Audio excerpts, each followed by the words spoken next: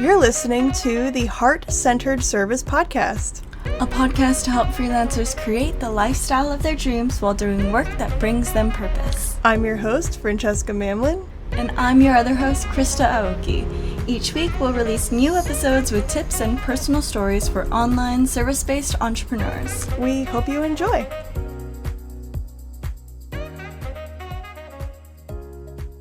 Welcome to episode 5 of Heart-Centered Service. In this episode, we're talking about networking for freelancers, specifically in-person networking.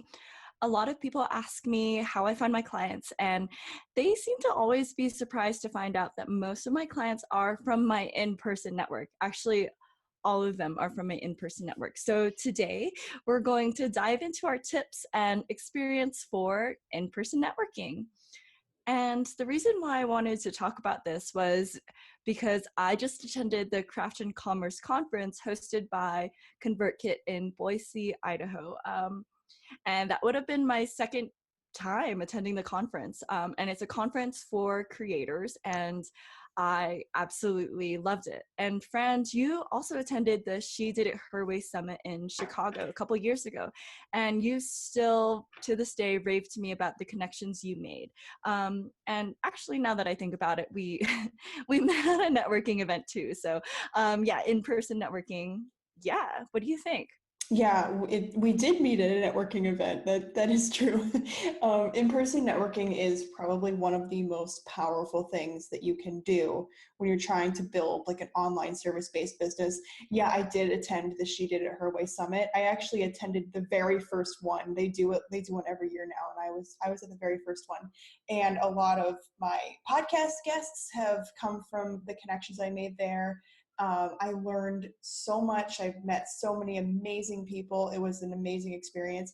I feel like I need to be putting some more effort into actually attending conferences, because that's one thing that I really admire about you, Krista, is that you regularly go to the Craft and Commerce conference and you regularly seek out those kinds of opportunities. And I'm the same as you. So many of my clients have come from, I would say most of them came from in-person connections. Either like I met them and they later became my client, or like I met them and they knew somebody who later became my client. So yeah. Also, there's the human side of it. Online businesses can be very lonely unless we seek out connection. You can get stuck in your own head a lot of times unless you have other people who are in the same kind of industry as you can bounce ideas off of. Yeah, we all need to be connected with each other. So Yeah, I totally agree. It can be lonely, especially working from home. And I'm either an introvert or like a super awkward extrovert. But I think that leads to me really valuing the connection from talking with like-minded people, or like people who understand like, oh, okay, so you do freelance, and they know what follow-up questions to ask, just because like they're in this world and they see the problems, or they see like what we go through. Sometimes I'll introduce myself or talk to someone about freelancing, and they don't really know what questions to ask. So that connection from the community is super amazing. mm-hmm. It's huge. It's really, really huge to building something like this. Yeah, in the in-person networking conferences are a really great way to meet people within your industry, whether you want to attend something like Craft and Commerce that's generally for creators, or you can attend, like if you're a designer, you can attend design conferences. There's like so many avenues you can go down with this. And also the type of person who attends these conferences, there's someone who's really serious about where they're going and they're serious about their career. And, they say you're the average of the 5 people you spend most of your time with. The people that you surround yourself with, they really do define you. So you want to be seeking out those really high quality connections, people who are really serious about their careers and their businesses, so that you can also be on that level. That's actually a really good point, Fran, because you do meet people at co-working spaces, but sometimes people have like a different agenda. Like maybe they're freelancing so that they can just get by, or just be doing the work and not necessarily growing at the rate that you want to grow. And so conferences are a really good way to meet people, like you said, who are serious about their business and want to probably take the next step. Mm-hmm. Absolutely. Yeah, a lot of people in co-working spaces are, at least like the digital nomad ones that we go to, they're like, oh, I have this job, it helps me get by, and they're just focused on the traveling part. And that's really great. Like, I'm not saying that's even a bad thing, but I think you and I, Krista, and I think a lot of people that listen to this podcast are people that are really serious about building a career online, and having the freedom aspect of it, but we want more. Like, we want, my career has always been very important to me, and I want to make something out of myself. So Yeah, totally. It is different to, be focused on travel or career. And so let me talk a little bit about Craft and Commerce. I would So love it is, it is a conference for online creators hosted by ConvertKit. And even though at first glance, it might seem like it's a conference for just people who have courses or who have products. I also, I met other service-based entrepreneurs while I was there, and there was even a service-based provider meetup. So I met like an online business manager, graphic and web designers, marketers, even photographers. So if you're looking into, or if you've thought about craft and commerce before and you think it's just for course creators, you're wrong. Kindly, I tell you that. So I thought it was an amazing opportunity to meet people in the online space from all kinds of backgrounds. There's even a woman who was mini famous for her course on taking care of goats, but I won't talk about that too much.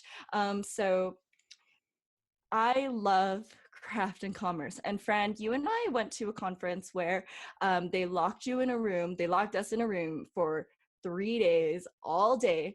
And then during the conference, they're constantly referring you to and sending you to the back so you can buy something and like buy their next product. And this is why it's so perfect for you. And what I really liked about craft and commerce is it was so unlike that.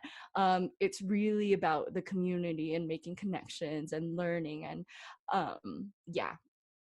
I really, really enjoyed it. And I think that the quality of the conference is really important when you're looking for that kind of thing, because I do fear now kind of going to a conference just to be like constantly upsold on this big package and not really anyway, it was worth every penny.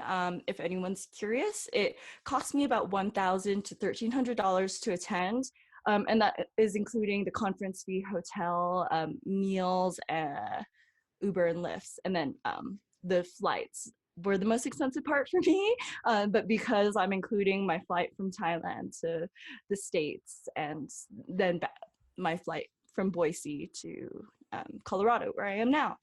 But the community makes it worth every penny. So they have a Facebook group, and I think this is really amazing. I'm not sure if more conferences do this, but if your conference, the conference that you're attending, has a Facebook group, use it to your advantage before you go to the conference, because you're only there for a certain amount of time.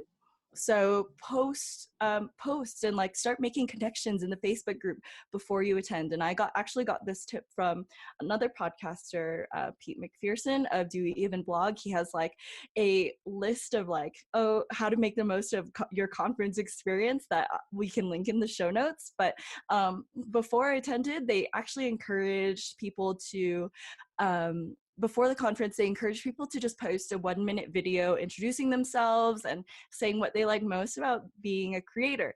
And this helped me. I'm super awkward, so this was amazing because it also helped me get conversation started. Like people were like, oh yeah, like I saw your video in the Facebook group, and instant friends, just like they're starting the conversation, which is perfect for me. So it's a really great way to start making those connections before you're even there. And then once you're in person, I would say to think of a standout introduction.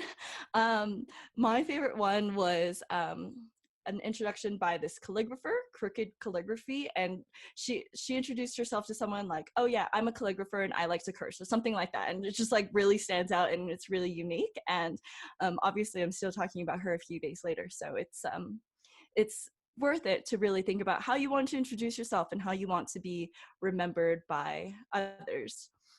Fran, not to put you on the spot here, but how do you think you would introduce yourself at a conference? Oh wow, that's a really good question. I guess I'm probably going to butcher it now, but I would say something along the line of like, I help aspiring entrepreneurs find their purpose or something, because I help people who want to build businesses, and a lot of them come to me like without business ideas, and I kind of help them get to like what kind of thing they would want to do.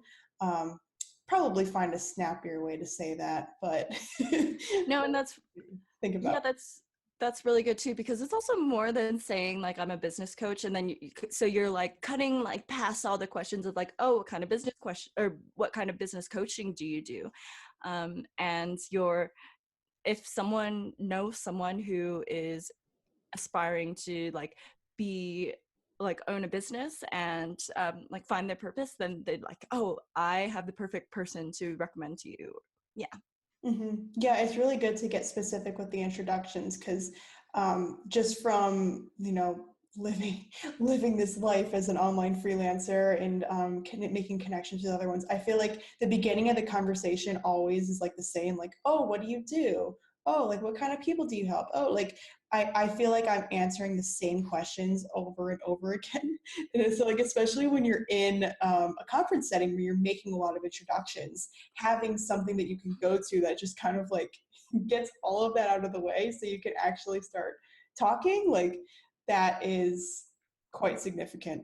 And I think you also brought up a lot of, like, with all of the stuff you've just said, you've also brought up a lot of things that people should be considering when they are looking into a conference that they're thinking about attending or choosing a conference. Because we went to a conference in Malaysia last year, you just mentioned, and yeah, like they spent more, like at least 50% of our time, and this was like a two to 3 day conference. They spent at least 50% of the time trying to get us to buy additional things. And like, so my background's in marketing, and we won't get too into this. We like had a really long talk about it after the fact last year, but I my background's in marketing, so I completely understand sales funnels. I completely understand like putting high ticket offers out there and using low ticket offers as bridges. I totally get it, but I feel like when you are paying to attend a conference, and when you spend money getting there, and when you spend money on the hotel, these people have made a major investment in doing this. So you don't want you don't want to go to a conference that's going to just keep trying to get you to spend more money, because you've already made the investment. The conference should be focused on community, because like, you go to conferences to learn, yes, but you can also learn on an online course. The other part of that is you're going to conferences to meet people. And at that conference we went to last year, I can't say that I met a lot of people, because I was sitting there and listening to people talk. And that's great, but we should also be looking for things that have a little bit of both, like the networking aspect and then also the education aspect.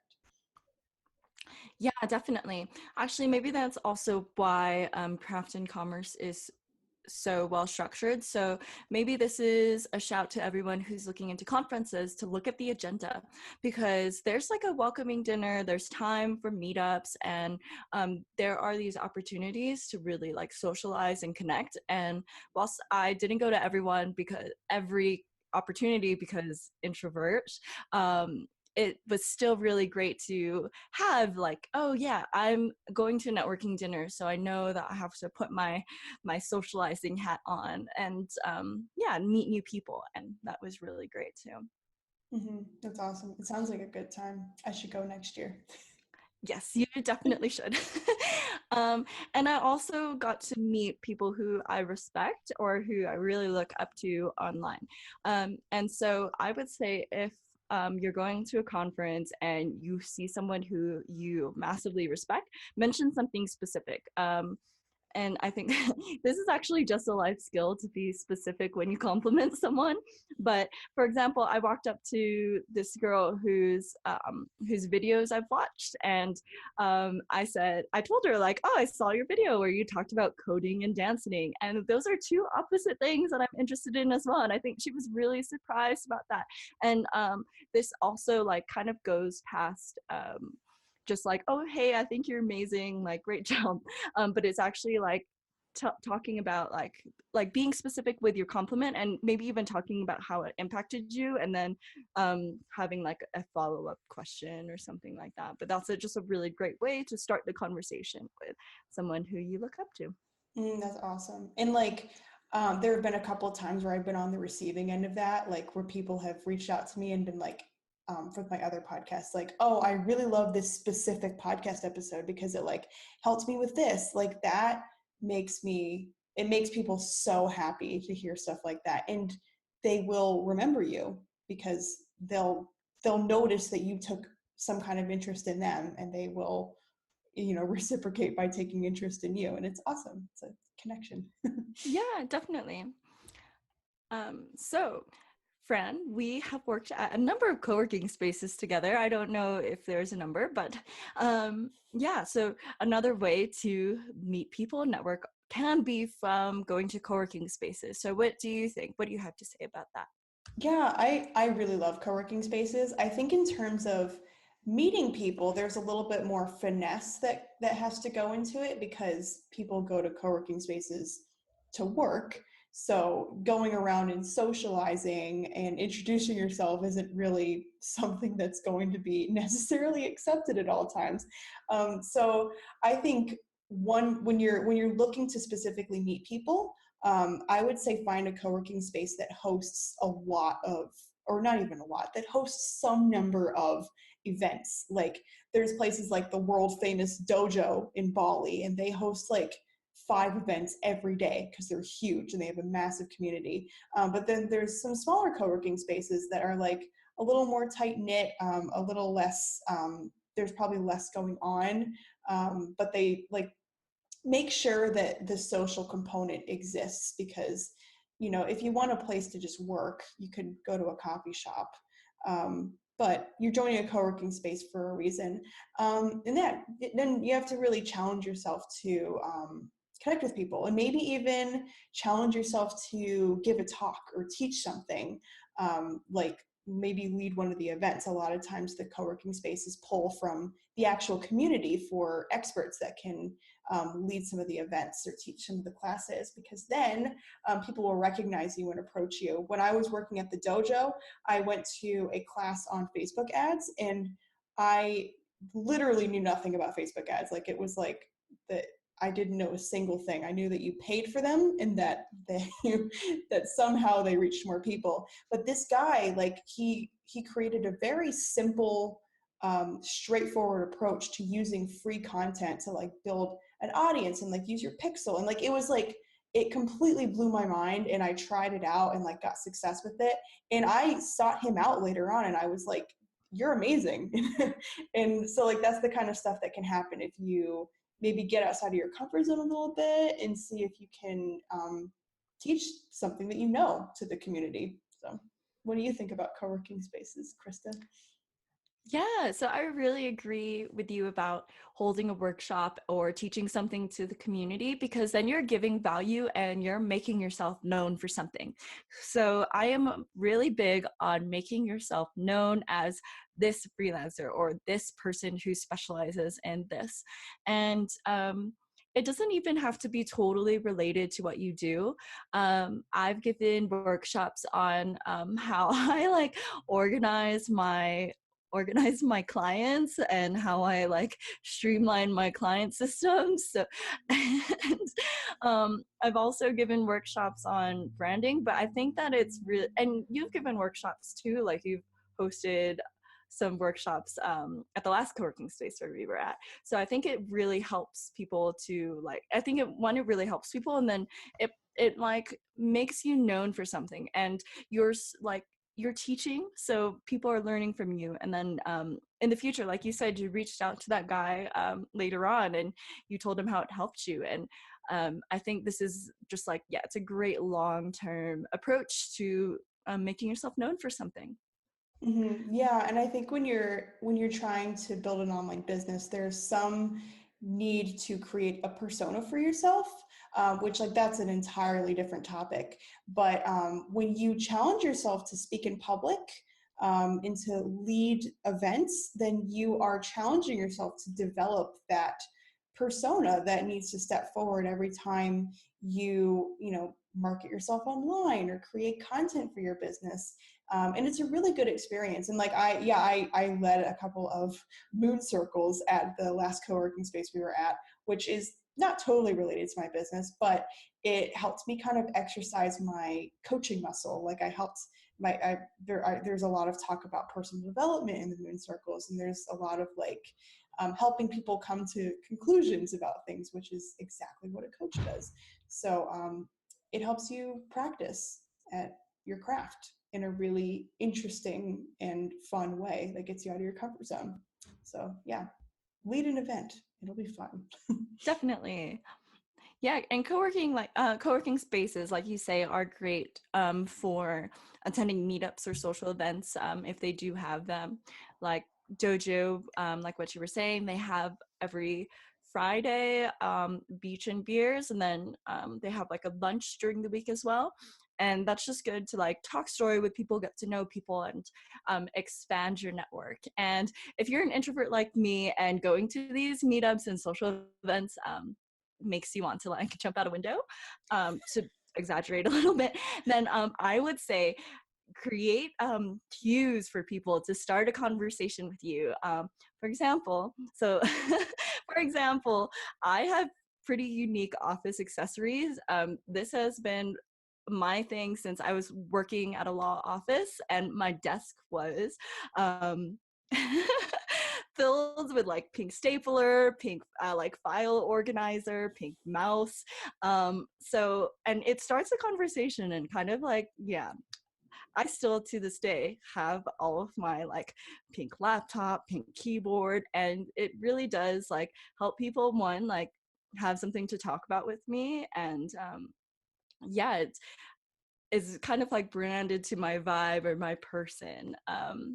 And so if you're not like on the whole color thing, then maybe you have like something unique to share. A lot of people love decorating their laptops with stickers, and I find that that's a really great conversation starter for me to approach someone, is to ask someone about the stickers that they put on their laptop, because that can be like a really personal thing. So yeah, all of these like visual cues can be really helpful if you're an introvert like I am.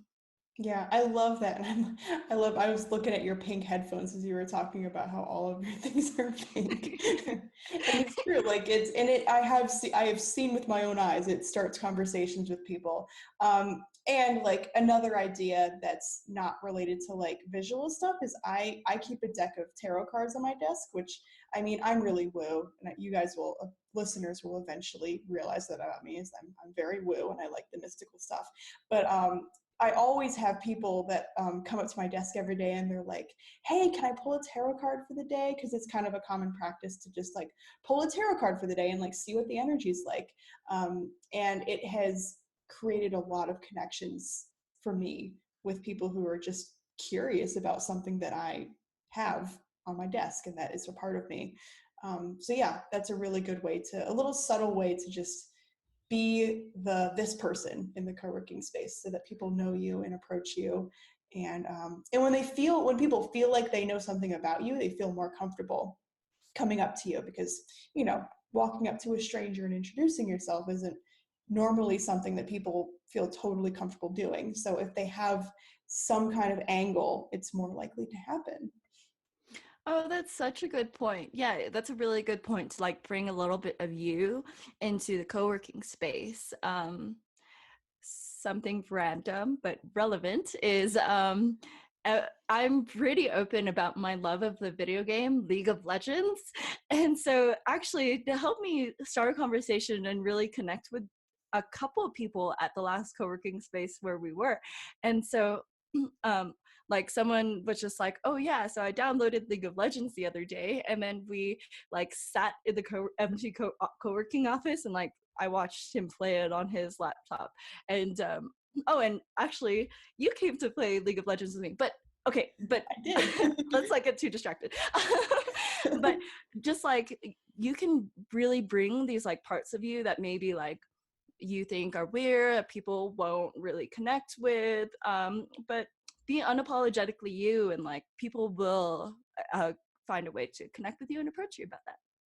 That's something that I've been really working on lately. And I think it's so important to bring into any time that you're networking, meeting people, work related, not work related, is just being so unapologetically yourself. I think we all have things that we hide about ourselves, and we all wear these masks. And I mean, I could really get into this, but at the end of the day, like, I want to see who you truly are. Like, I want to see who everyone really is, so that I can like see your magic, the things that you're hiding, that's your magic. Like, for the longest time, I hid the fact that I was really into spirituality, and that I followed the moon, and that I have crystals. And then that turned out to be one of the main connection points between me and a lot of my friends, and even a lot of potential clients.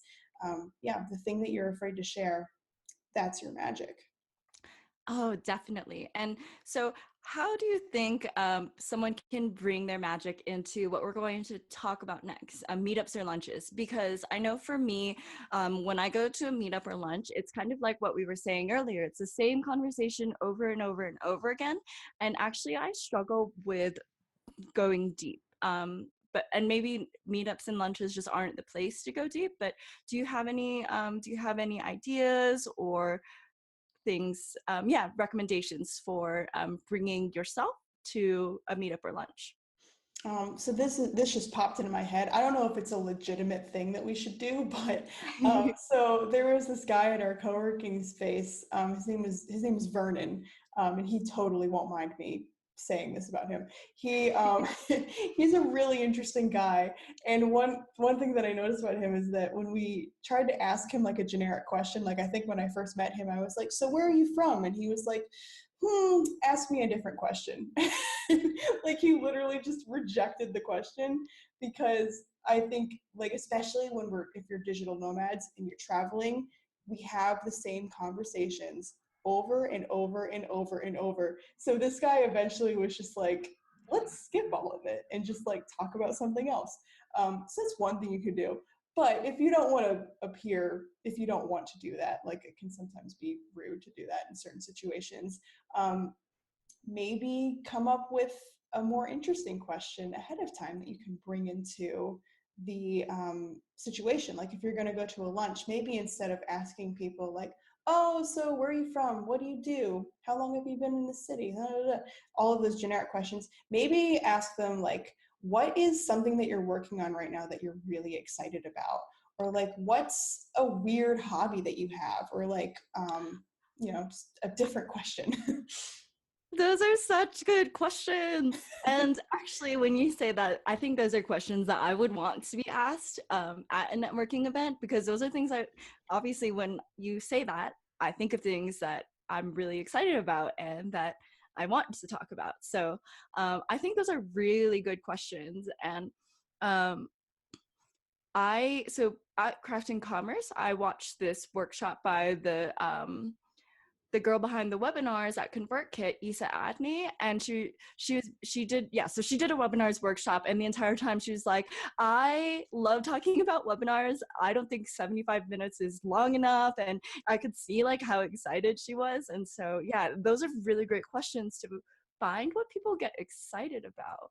And what I like about that question is that you're not trying to slap a label on someone. Like, you're not trying to slap a nationality and a job title on them. You're actually trying to get them talking about something that they're excited about, so that you can then maybe ask them questions about it, and you can have a real conversation. Because I think if you ask somebody, oh, what do you do? And then they answer, a lot of times the conversation can just fall flat from there. And then you're just like, oh, next generic question. Yeah. What weather we're having. Like, what did you have for lunch today? yeah. Yeah, I think that's really true. And when you find out about a person's hobbies or the type of project that they're working on, you can really start learning about them and like what gets them excited or even what gets them frustrated. So those are, yeah, really 100 questions. Mm-hmm. Yeah. Do you go to a lot of these meetup lunches, like when you're traveling, Krista? It depends. I have in the past. In fact, that's how we met, was at a Bucket List Bombshells lunch event. Oh no. We met at the We met at dojo breakfast. We yeah, did we met at a meal. we did meet over a meal. Breakfast. Yeah. So, anyway, um, yeah. So I really like this because it is a casual way to connect. But then I think bringing these questions into the next meetup that I go to, I'll be really excited about diving deeper because I think that when it comes to meetups or lunches, me pulling like such a deep connection with someone is rare. Like won't think about it right now, but you're the only one who really stands out to me from someone who I've met at a meetup and I stay in close contact with. So yeah, that's a really great way to connect with people. And if you're an introvert, I would follow like high vibe people that you do connect with on social media. So for example, like if I met you or if I met someone else who I really connected with, and then don't be afraid to start the conversation. Like don't be afraid to reply to Instagram stories, comment on posts, to keep building the connection after that. And I think this is really important because I personally struggle with the confidence to like connect with people. I'm just like have all of these things in my head, like, oh, what if they think I'm crazy or weird or whatever? And so I think it's really important to take that step. Like don't be afraid to like, yeah, build that friendship because maybe people are actually excited to be receiving that connection from you. Mm-hmm. Absolutely. And I think I could be wrong about this, but I feel like I've heard before that in the online business world, there's way more introverts than there are extroverts because the whole online working situation just perfectly caters to everything that an introvert needs. The one exception would be this whole networking and connection thing, because I'm actually the exact opposite of an introvert. If you look at my Myers-Briggs, I'm actually a 99% extrovert. Like it's almost scary how extroverted I am. And I think extroverts are actually the minority in the online working thing, in the online working world. A lot of the components of working online is close to torture for me because I need people around. I need to be working with people and around people. I prefer collaborations. I prefer like the kind of work that has me getting on the phone with people all the time. So this is actually the one area of online work that I have really been able to shine in. Like a lot of the really close friendships that I have now and a lot of the business partnerships, like business relationships I've had have come from like these in-person networking events and like co-working spaces. So if there's an extrovert out there listening, this is your power. Like this is where you shine. So leverage that. If there's an introvert listening, then follow what Krista is telling you and you can do it.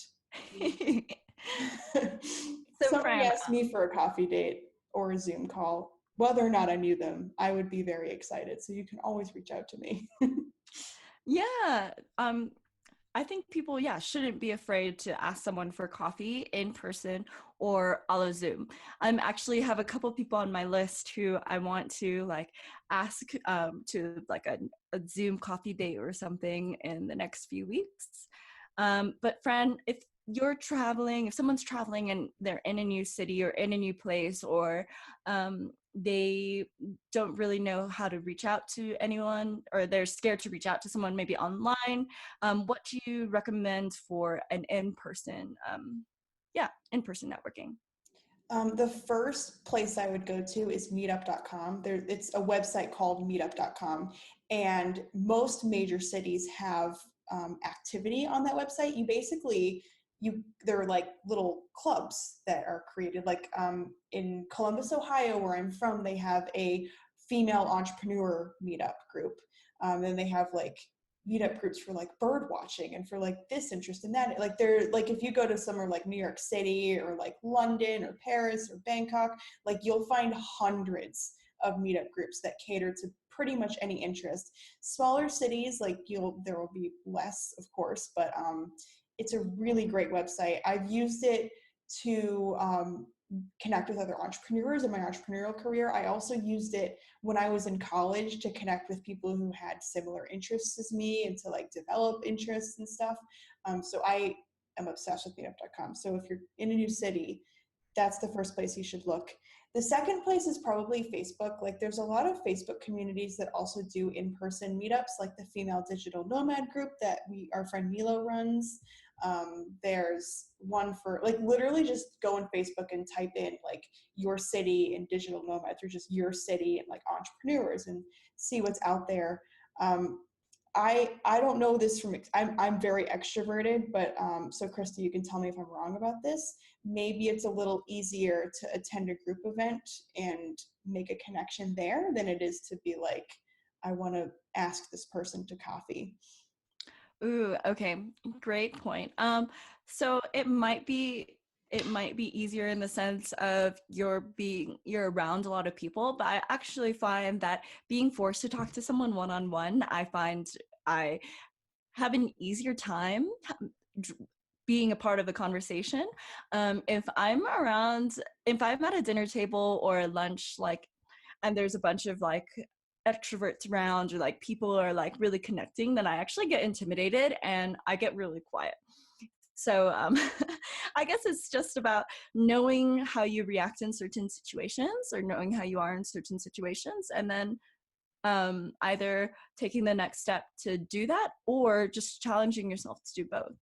Mm-hmm. That's great. So you know what you are most comfortable with, know what you are going to be able to be the most successful with, and then also challenge yourself to take a step out of your comfort zone and maybe do something. I mean, like at the end of the day, it's just a person. Like they're not going to bite your head off. Are you sure? I really am. I'm like 95% sure. I'll try to take your word for it. People are scary. They can be, but they can also be quite lovely. So That's true. Do you have any other tips for meeting people, networking, any of that stuff? No, I just thought we could go over our highlights from this lovely conversation.